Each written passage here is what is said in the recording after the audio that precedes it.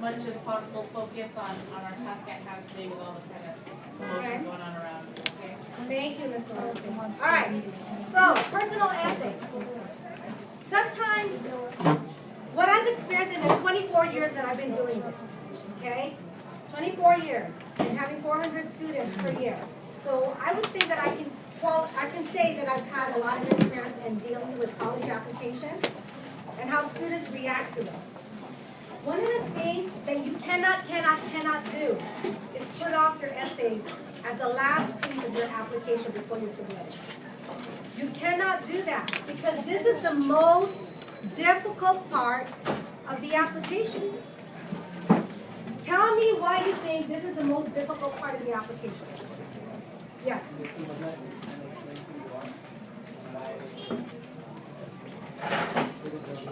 It's a job interview. It does help with their determination of who to admit into their campus. Okay?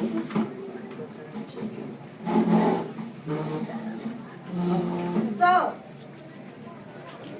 this is, yes, a written job interview. This is the opportunity for you guys to be able to hear, or for you guys to be able to present yourself to these admissions officers who may have to judge you based on your grades and your scores. Okay? So if there is something about you that's not reflected on your data that you're submitting, then this is the way for you to convince them, you know what? I'm better than what my scores show. I'm better than what my grades say. However, these are some of the things that may have impacted them. Okay? Or I want you to understand me a little better. Therefore, I'm going to present who I am to you. All right? That's what the purpose of those personal essays are. So if you look at your packet, right? Personal essays. They want to know about you. They want to know who you are. They want to know the important things that they need to consider about you. Okay? So, brass tacks. No fluff. Don't use the thesaurus to create your language. Because they want you to use the words that are natural to you. Okay? They want you to use the words that you're comfortable with. Believe me, when they read it, they can tell who's been doing the thesaurus on their writing grade. Okay? If you don't have the word for it, yeah, you can look it up and figure out what it is that's going to help you describe it most. But don't use it to try to sound intelligent, because the only thing that's going to happen is that you sound pretty dumb. Because you're putting a bunch of words together that may not even show what it is that you're actually trying to say. Does that make sense? So don't thesaurus your answers, because they can tell. You have only 350 words for each of these questions. Only 350, so you have to be very concise. Don't waste your 350 words on quoting somebody. Okay, unless that quote is a one-liner and it really means something to you. But don't waste your time quoting people. Okay, does that really show who you are? Finally, check and recheck your essays and have other people read it. Don't have your parents, you can have your parents read it so that they can give you feedback if you want to do that. But also ask someone who doesn't know you that well. Ask them, read my essay, and then tell me if you can see who I am based on that. Because people who don't really know you as well, if you can get through to them what the content is, then they'll understand. Then you can say, okay, that's right on. They know who I am. Does that make sense? Check and recheck. Check your spelling. Check your grammar. Do not use texting language. I kid you not, you guys, I have read scholarship applications in text form. In text form. That doesn't go over well with people in the admissions office or even in your scholarship applications, because they're like, are you uneducated? Okay? Make sure your words are complete. Make sure that your grammar is correct. Make sure you capitalize what is supposed to be capitalized. Okay? Does anyone have any questions about just an overall thing? Because you can apply most of this to your other essays that you're going to be writing for scholarships. Yes. For this particular, for the UC applications, yes, 350 words per question. That's the maximum. That's the maximum. I'm sorry. I'll go over that with you. So, look at this packet, because on the whiteboard right here, we're going to work off of this too if we have time. But you can see the details here. They've changed the format. It used to be that it was 2 questions for 1,000 total. Okay? Now, they have 8 questions for you to pick from, and you answer 4 of them. Okay? You're out of the 8 questions that they have here, you're going to answer 4. So we're going to go over them really, really briefly. And I want you to really think about how do these questions apply to me. Okay? How do these questions apply to me? So the first question is, describe an example of your leadership experience. Okay? Your leadership experience which you have positively influenced others, helped resolve disputes, or contributed to efforts over time. Have you held a leadership position? Were you a captain of your sports team? Were you a lead in ASB? Were you an officer in the organizations that you are a part of? Okay? Leadership position. But they also said here, how about if you read this last line from Anne?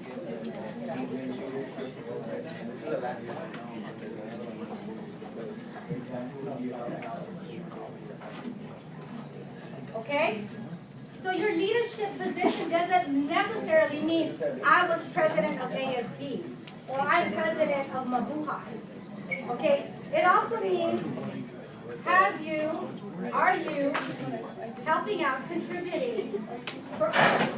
Because really what they want to know is, what do you think leadership is? So if you look at the first line here, I want you to look at this.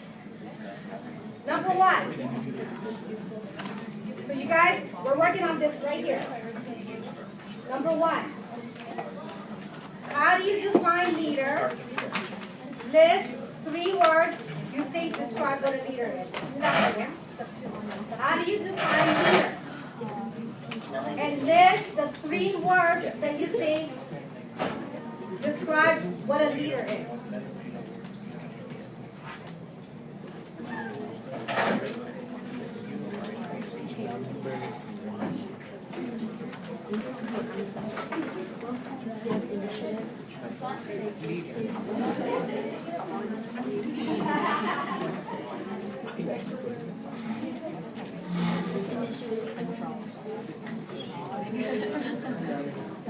Okay?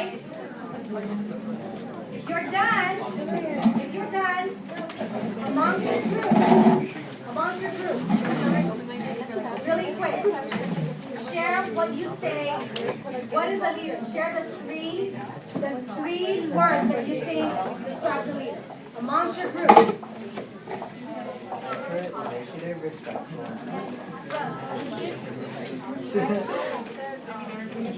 Selfless and considerate. Responsible.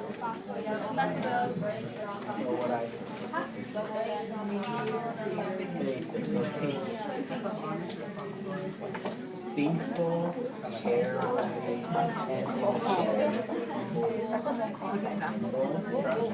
modest.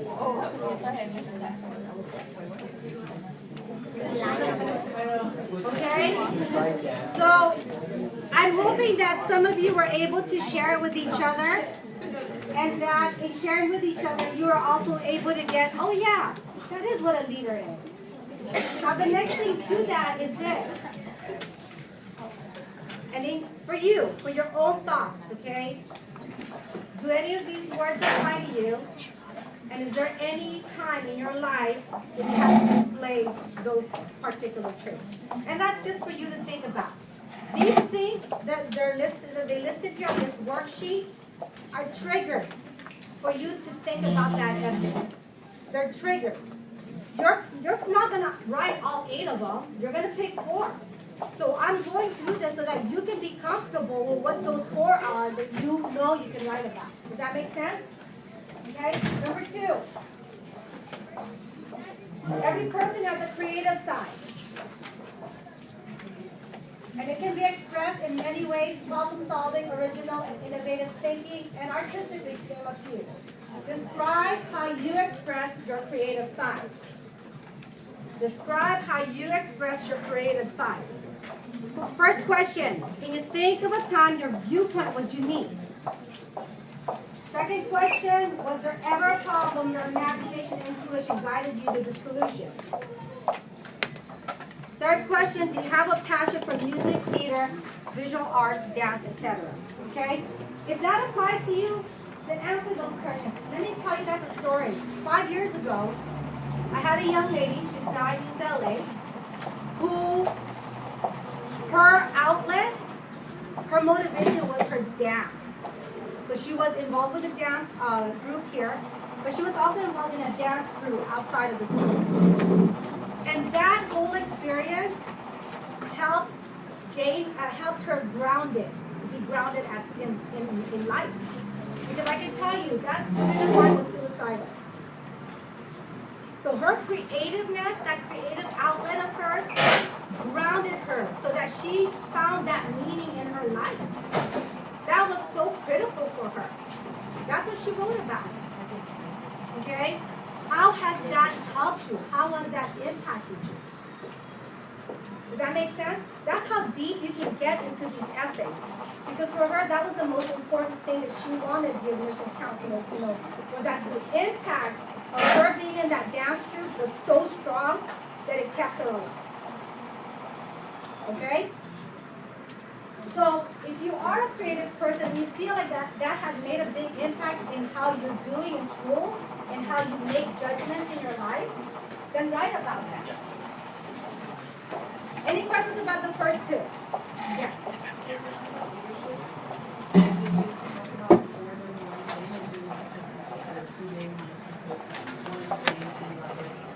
You have 350 words. If that one thing was the most meaningful thing, and you can do 350 words, then do that. But what they don't want is a litany, a list of everything that you've done, because you could do that in a list. Okay? So I'm pretty sure if you've had that leadership position or that experience where you're thrust in a leadership position, you can talk about that in more than 350 words. Okay? Any other questions about the first 2? All right. Third question. What would you say is your greatest talent or skill? How have you developed and demonstrated that talent over time? List 3 talents or skills. On your worksheet, list 3 talents or skills. See, I knew that. I knew I was going to hear that. Some of you are going to say, I don't have anything to list. Or others of you are going to say, I have too many. Right? Listen, talents and skills don't have to be being artistic. Because I can tell you, I'm not an artist. But I think my talents and skills lie in listening to people. Okay? That's a skill. Because other people, they don't listen, they just talk way too much. Do you have both of that? Like you talk too much and you have a skill? List 3 of them. List 3 talents or 3 skills.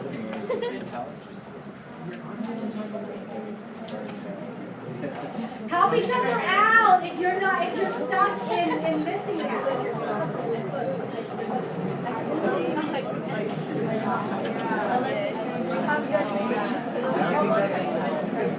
Okay, what did you say? Let's hear. Not turkey, right? No. Which one? I can relate. Like you can get people to like rally up. Wow, that's a talent. But she's not embarrassed to go out there and do that. Do it. Let's go. I do want to sound today. I'm talented at. I'm a bad.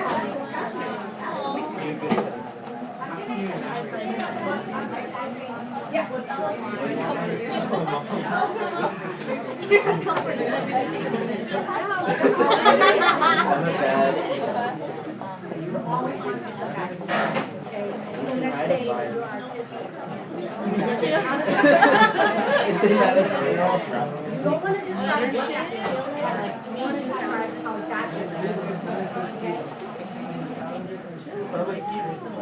Okay, so in this right here, why is this talent or skill meaningful to you? Does your talent or skill allow you opportunities inside or outside the classroom? So to show it. And if so, what are they and how do they fit in? So for example, we might have people in here who are guitar players. And they use that guitar playing, that music talent in their church. Okay? That's how you do that. Or let's say you guys are part of the choir. And part of your singing, you go out in the community and you do free shows for, let's say, the elder people. Okay? That's a talent or skill that you're using outside of your classroom. What are you doing outside? Let's say some of you play, last year we had a student who was really good in computer science. That's his talent or skill. Where did he use it? At the elementary school. He helped the kids. Okay? That's what you need to be thinking about. Don't think about, I have no talent or I have no skill. Each and every one of you has something. But you know what? It's easier to look at what we're not good at or what we fall short in than to look at what it is that we're really, really excellent at. Because I think sometimes we've been conditioned to not look at the good things about us because we think of us being, cocky or, that kind of thing. But look at what your assets are because that's really what you're going to be writing about in these assets. Okay? 4. Have you taken advantage of the educational opportunities here? Some of you are in WAHUPA. Some of you are in the educational talent search. Some of you are in AP classes. Well, I think all of you are in AP classes, right? Okay? How have you taken advantage of the educational opportunities here to get over to an obstacle? So think about your hardest classes. Think about the most difficult class that you have. And your grades may not have been that stellar A, but you know what? That 100% effort in it is what counted. Okay? Think about the most difficult class you had and what did you do in order for you to achieve what you achieved in this.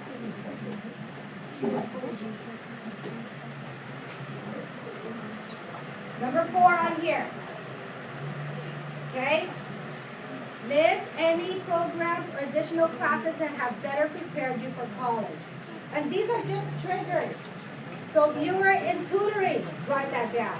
If you were in education, in the talent search, write that down. Yes. Does this program count? Yes, write that down. Absolutely. Compact for Success. Compact for Success counts. WAHUPA, Talent Search, Upper Bound, Trail. Okay? Avid. So, Avid. Avid, this 3 things. Academies. 3 programs. The academies, the CTE academies, if you're in them, yeah, those absolutely help. Band. If you've been in it. One example, somebody, one of the U Prep students last year, she talked about, in elementary school, she had a really hard time in math. And her parents put her into like a tutoring program in elementary school for math. And she talked about how much she hated it, how much it made her cry because there's so much pressure and stuff put on her about it. But then she found a love in math and, so on. And to high school, she ended up in AP Calc and stuff. But even back, you can go that far back because even going that far back influences who you are today and what you're able to accomplish now. So you can even go back to elementary school if that's something. Some of you might have skipped a grade. Okay. Some of you may have gone to school in Mexico or the Philippines and then moved to the United States and had to deal with language issues. That's definitely an educational barrier you face that not very many people can share with others. So those are things to consider. And when you consider those things, it's real critical that you answer this question, okay? How did overcoming this barrier help shape you, shape who you are today? So they don't want a litany, they don't want a list of all of the barriers. They don't want you describing what those barriers are. Don't use a lot of your 350 words on that description. What they want you to do is to talk about how did it impact you. Everything you're going to talk about here is going to be how did it impact you? How were you shaped as an individual because of these things? Yes.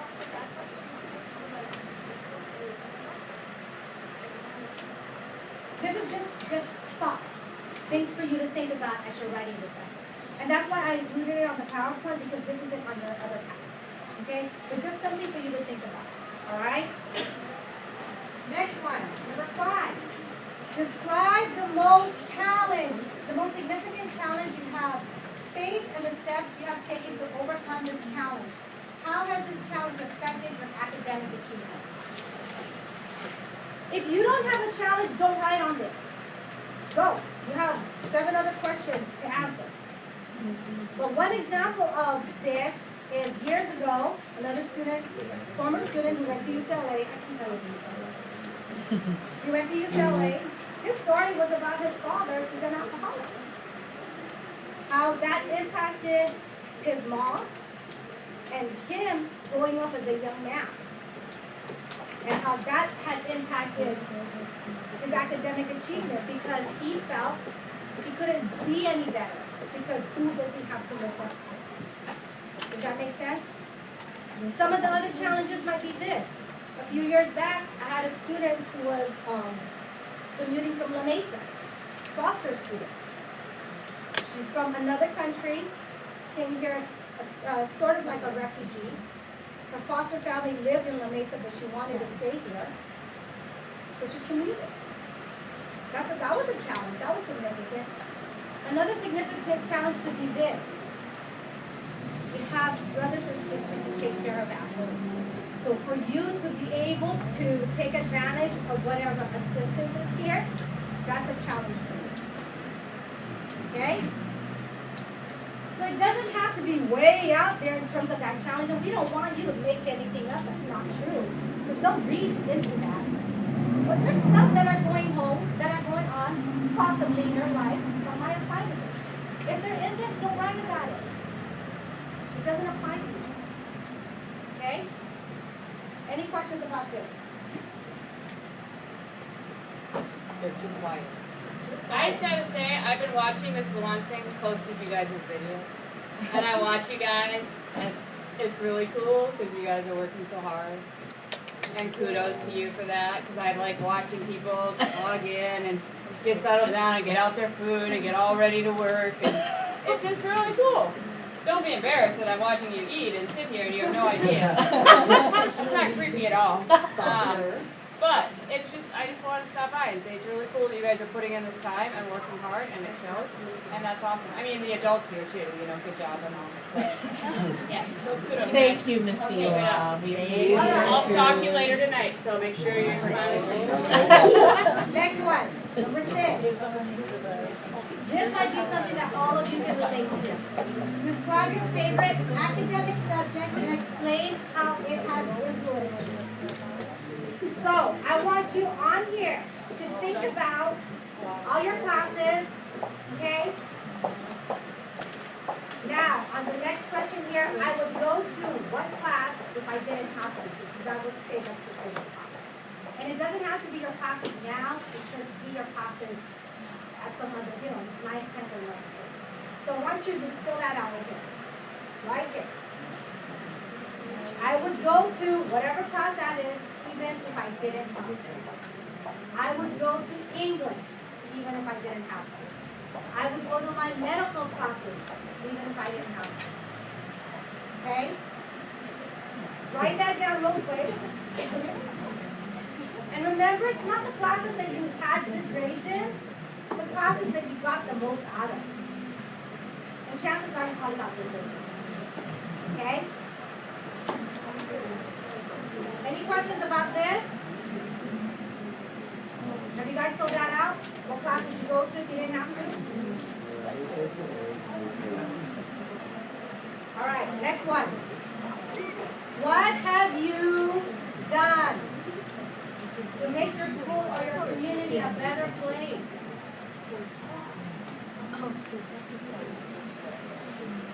What have you done to make your school or your community a better place?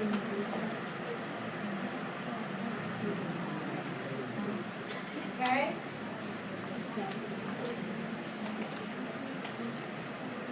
Did you contribute to a positive change in your school or in your community?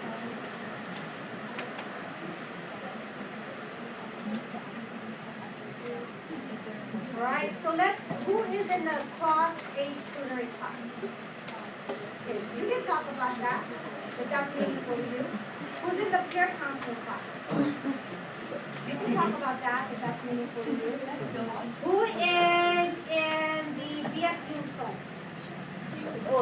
Okay, I want you to think about, have you done anything positive, have you contributed positively to your school and your community? Okay? Who's in the Mabuhay or AIA? I want you to think the same thing. Think about that. Has your involvement in those clubs contributed to something positive in the school or in the community? Who is in the CTE classes? The medical classes? Same thing. Who's in ASB? Have you contributed positively to your school or your community? Alright? Who does babysitting for other people? Not your family. For other people. Okay? How is that a positive contribution? Alright? Does that make sense?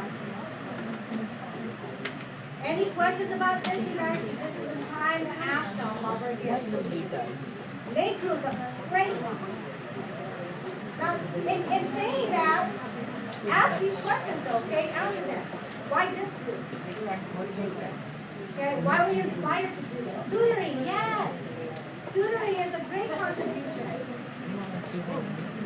Okay? What other things do you think people have done that's not just, not related to school functions that are positive contributions? What are some other things? What? Increase awareness. How do you increase awareness? What have you done to increase awareness? Gone where? What? Relay for life. Okay? That table right there. Positive thing for a community, for the school. One thing that you think is a positive thing. Someone said relay for life. Increase awareness. Okay, and name one particular thing.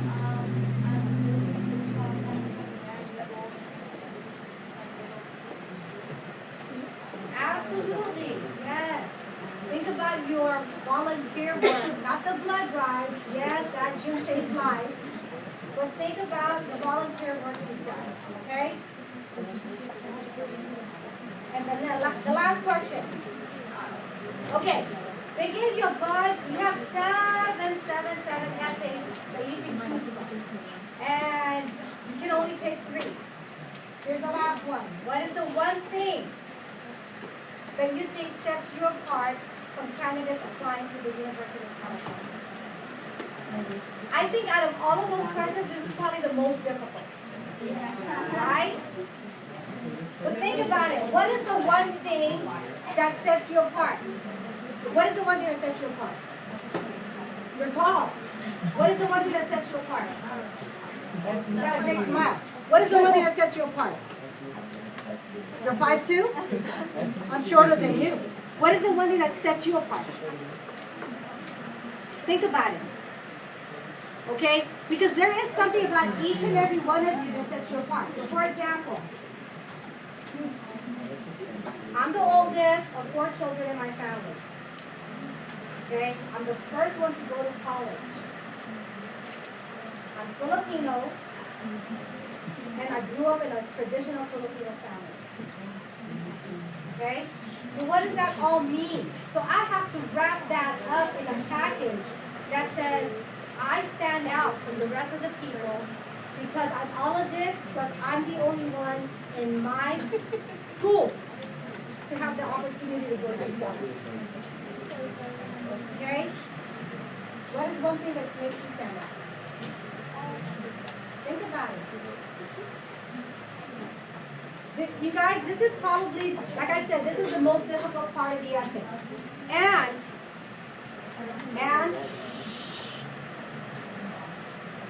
there's going to be things that'll come up for you that you didn't want to think about, that you've been putting aside because it hurt too much. Some of those things are going to come up as you're writing this essay. And believe me or not, you can believe me or not, it's happened every single year. There's a student that'll say, I was writing this, can you read it? And as we're reading it, and we're asking, okay, so what do you mean by this? What do you mean by this? Okay? Because that one thing was the defining thing for them. That had a huge impact in who they are, and why they want to go to college, and what they want to do after college, and how they can impact the world. Okay? Don't be afraid to write that if that's the most, if that's the thing that really, really has formed you as a person in the 17 and 18 years that you've been alive. Okay?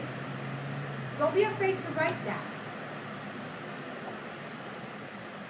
So this right here is the worksheet from the UC to have triggers to start thinking about your essence, okay?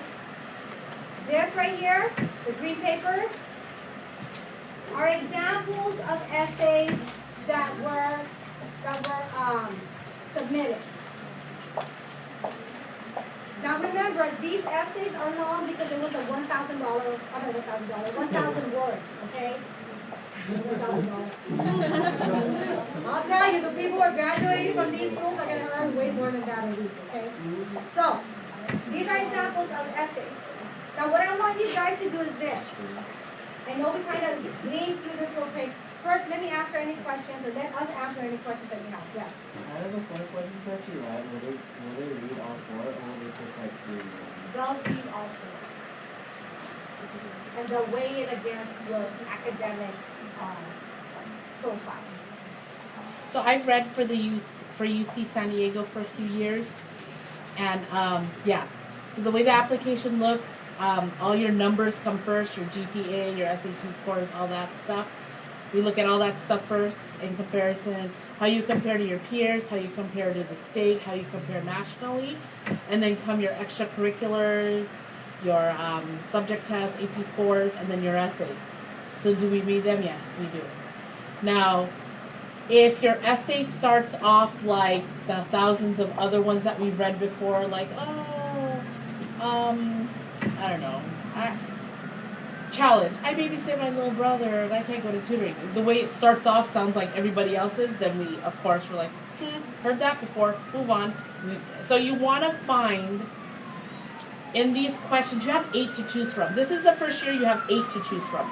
Before there were 3, and you had to answer, no, you had 2, and you had to answer the 2, no matter what. You have 8 choices. So you really want to find the ones that you can answer something different, something unique, something creative, to catch the attention of that admissions person. Because really, I read thousands of those things. Every season comes around, we read thousands. But there are only a very few that really catch my attention and get the extra points.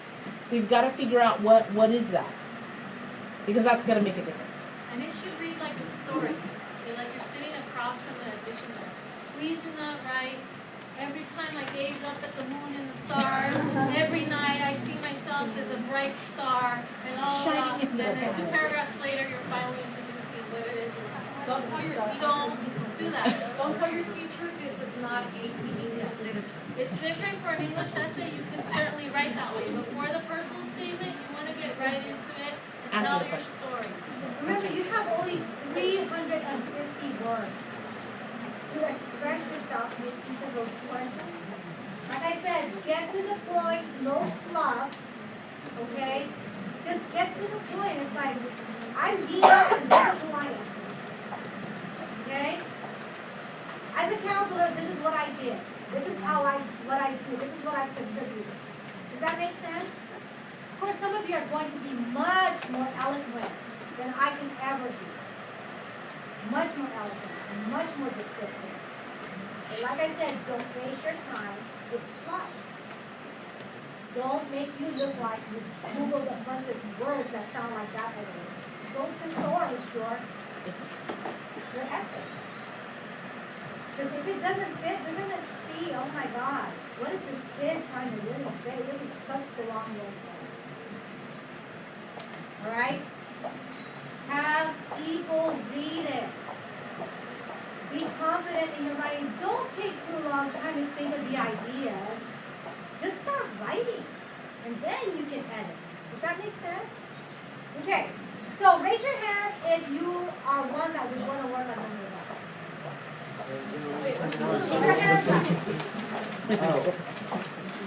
My number one people stand up. Okay. Yes.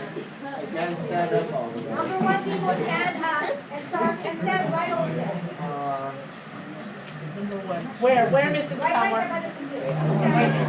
Okay, number one. So Number one right there. right here. Number one. Okay? Number one. Who wants to work on number two? Number two. Okay? Let's have someone else work with you too. Number two, right here. Stand up, the two of you.